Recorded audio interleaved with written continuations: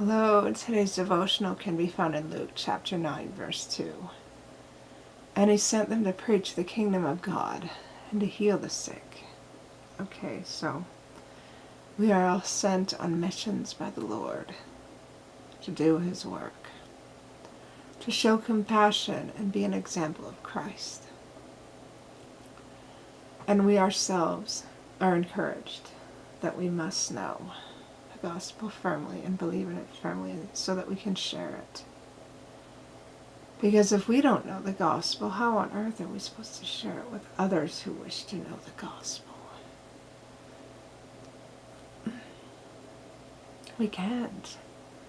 Do you think somebody who wants to know the gospel is really going to listen to someone who doesn't have a firm understanding and belief in it? Not really.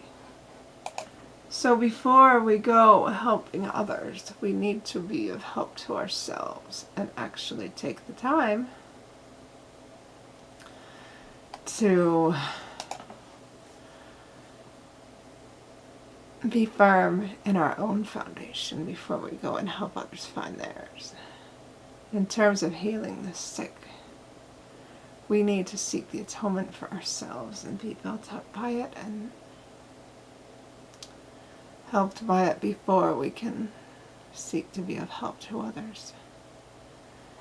Because if we are not utilizing the atonement for ourselves and continually suffering, how can we have the Spirit to help us find who needs our help? We can't.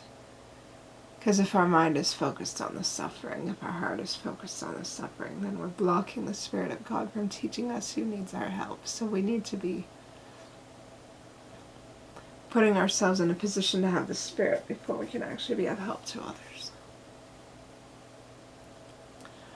We cannot teach without the Spirit of God.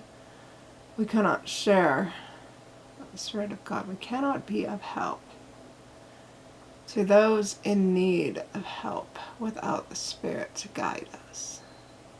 We cannot be an instrument in the Lord's hands without first utilizing the atonement for ourselves that we may share the reality of it. We need to do things ourselves first before we can be of a good example to others so that we can share the reality of things with those who don't know it. But it's our choice. It's everybody's choice. God will not interfere in agency. And with that said, I love you all so very much, and I say these things humbly in the name of Jesus Christ. Amen.